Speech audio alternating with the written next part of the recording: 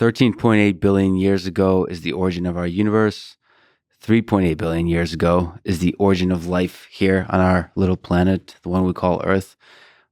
Let's say 200,000 years ago is the appearance of early Homo sapiens. So let me ask you this question. How rare are these events in the vastness of space and time? Or put it in a more fun way, how many intelligent alien civilizations do you think are out there in this universe? Us being one of them. I suppose there should be some statistically, but we don't have any evidence. But I do think that, intelligence in any way, it's a bit overvalued. We are the most intelligent entities on this planet, and look what we're doing. So intelligence also tends to be self-destructive, which implies that if there are or were intelligent life forms elsewhere, maybe they don't survive for long. So you think there's a tension between happiness and intelligence? Absolutely. Intelligence is definitely not something that is directed towards amplifying happiness. I would also emphasize the huge difference between intelligence and consciousness, which many people, certainly in the tech industry and in the AI industry, tend to miss.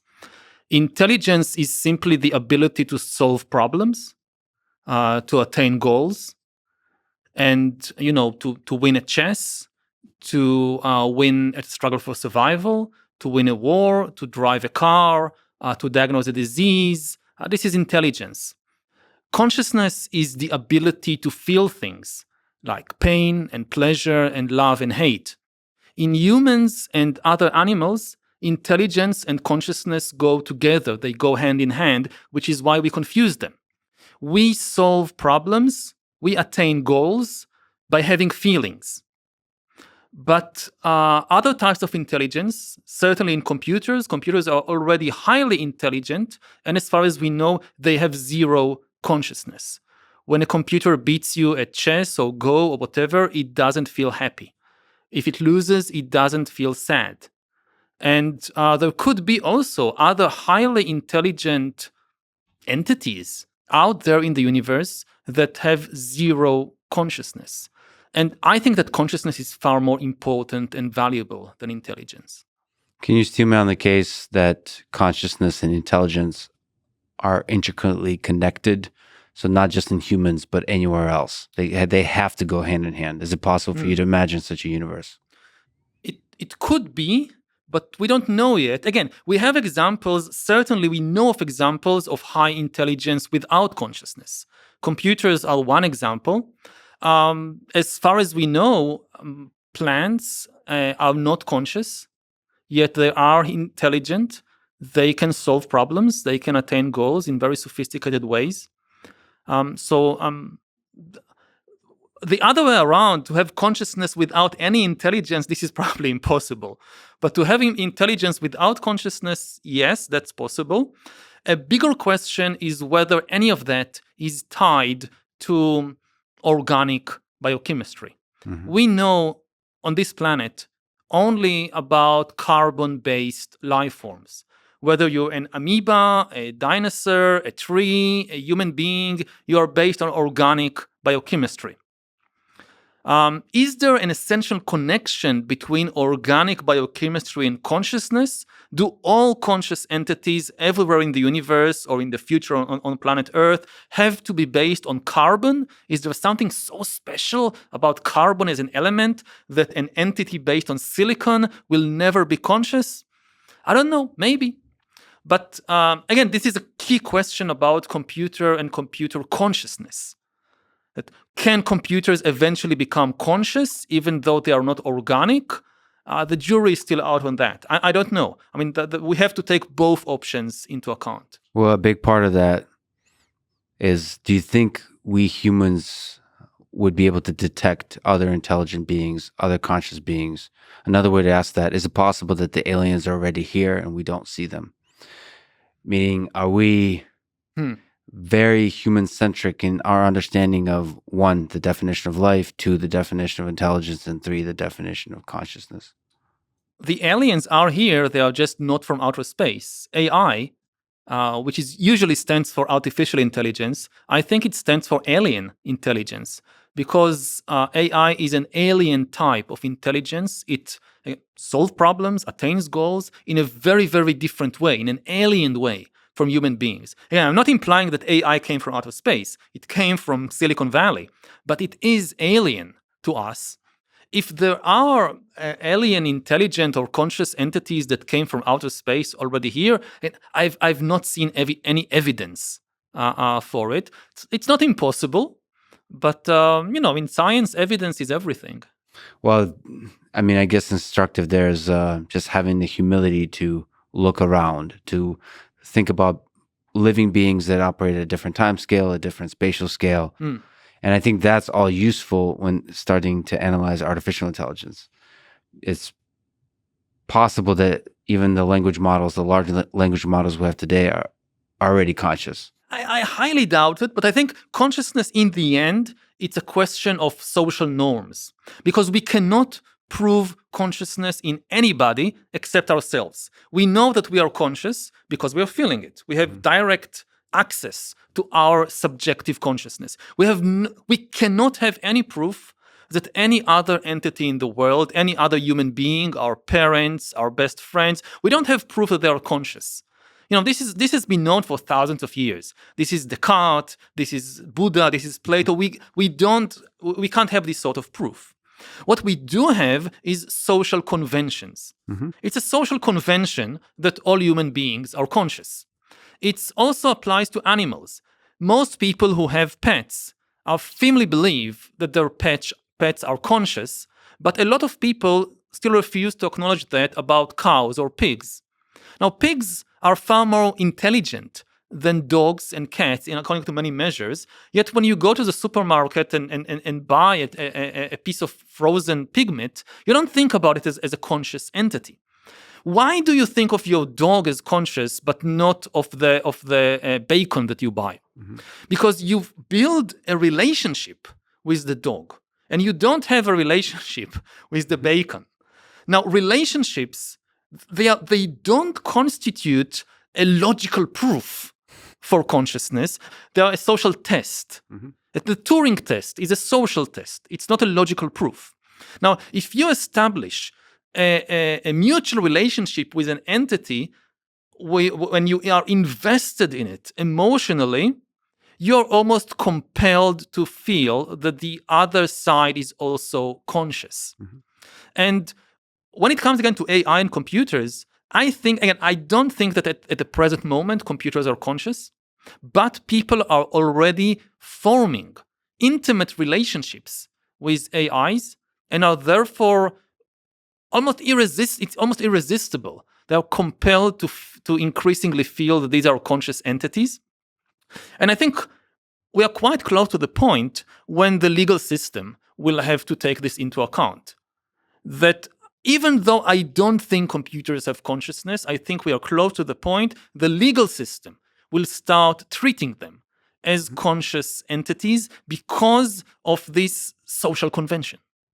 What to you is social convention just a funny little side effect, a little artifact, or is it like fundamental to what consciousness is? Because if it is fundamental, then it seems like AI is very good at forming these kinds of deep relationships with humans, and therefore it will be able to be a nice catalyst for integrating itself into these social conventions of ours.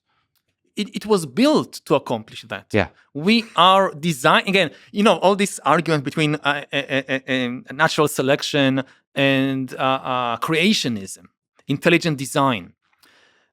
As far as the past go, all entities evolved by natural selection. The funny thing is, when you look to the future, more and more entities will come out of intelligent design. Not of some god above the clouds, but of our intelligent design and the intelligent design of our clouds, of our computing clouds. They will design more and more entities. And this is what is happening with AI. It is designed to be very good at forming intimate relationships with humans. And in many ways, it's already doing it almost better than human beings in some situations. When two people talk with one another, one of the things that kind of makes the conversation more difficult is our own emotions. You're saying something, and I'm not really listening to you because there is something I want to say, and I'm just waiting until you finish. I can put in a word. Or I'm so obsessed with my anger or irritation or whatever that I don't pay attention to what you're feeling. This is one of the biggest obstacles in human relationships. And computers don't have this problem because they don't have any emotions of their own. So, when a computer is talking to you, it can be it can focus 100% of its attention is on what you're saying and what you're feeling because it has no feelings of its own.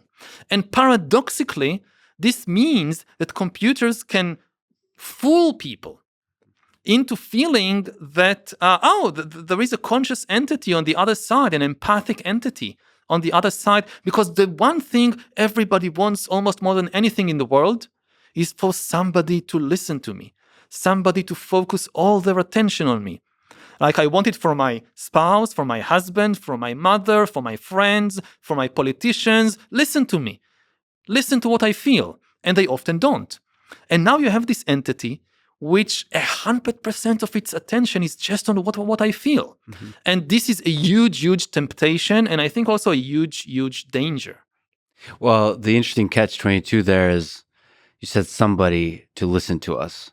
Yes, we want somebody to listen to us, but for us to respect that somebody, they sometimes have to also not listen. It's like they kind of have to be an asshole sometimes. They have to have moods sometimes. They have to have like self-importance and confidence, and we should have a little bit of fear that they can walk away at any moment. There should be a little bit of that tension. So it's like absolutely, but even that, I mean, the thing is, even that, if social scientists and psychologists establish that 17% inattention is good for a conversation because then you feel challenged. Oh, I need to grab this person's attention. You can program the AI to have exactly 17% inattention, not 1% more or less, or it can, by trial and error, discover what is the ideal percentage. Again, you can create, over the last 10 years, we have creating machines for grabbing people's attention. This is what has been happening on social media. Mm-hmm. Now we are designing machines for grabbing human intimacy, which in many ways is much, much more dangerous and scary. Already the machines for grabbing attention, we've seen how much social and political damage they could do by kind of distorting the public conversation. Machines that are superhuman in their abilities to create intimate relationships, this is like psychological and social weapons of mass destruction. If we don't regulate it, if we don't train ourselves to deal with it, it could destroy the foundations of human society. Well, one of the possible trajectories is those same algorithms would become personalized, and instead of manipulating us at scale, there would be assistants that guide us to help us grow, to help us understand the world better. I mean, just even interactions with large language models now, if you ask them questions, it doesn't have that stressful drama, the tension that you have from other sources of information. It has a pretty balanced perspective that it provides. So it just feels like that's the potential is there to have a really nice friend who's like an encyclopedia that just tells you all the different perspectives, even on controversial issues, the most controversial issues, to say these are the different theories, these are the not widely accepted conspiracy theories, but that here's the kind of backing for those conspiracies. It just lays it all out, and then with a calm language, without the words that kind of presume there's some kind of manipulation going on underneath it all. It's quite refreshing. Of course, those are the early days, and people can step in and start to censor, to manipulate those algorithms, to start to input some of the human biases in there, as opposed to what's currently happening is kind of the internet as input, compress it, and have a nice little output that gives an overview of the different issues. So I mean, there's a lot of promise there, also, right? Absolutely. I mean, if there was no promise, there was no problem. If this technology could not accomplish anything good, nobody would develop it. Now, obviously, it has tremendous positive potential in things like what you just described, in better medicine, better healthcare, better education, so many promises. But this is also why it's so dangerous, because the drive to develop it faster and faster is there, and it has some dangerous potential also, and we shouldn't ignore it. Again, I'm not advocating banning it, just to be careful about how we not so much develop it, but most importantly, how we deploy it into the public sphere. This is the key question. And you look back at history, and one of the things we know from history, humans are not good with new technologies. I hear many people now say, AI, we've been here before. We had the radio, we had the printing press, we had the Industrial Revolution. Every time there is a big new technology, people are afraid, and it will take jobs, and they'll bad actors, and in the end, it's okay. And as a historian, my tendency is, yes, in the end, it's okay. But in the end, there is a learning curve. There is a lot of failed experiments on the way to learning how to use the new technology. Mm-hmm. And these failed experiments could cost the lives of hundreds of millions of people. If you think about the last really big revolution, the Industrial Revolution, yes, in the end, we learned how to use the powers of industry, electricity, radio, trains, whatever, to build better human societies. But on the way, we had all these experiments like European imperialism, which was driven by the Industrial Revolution. It was a question, how do you build an industrial society? Oh, you build an empire.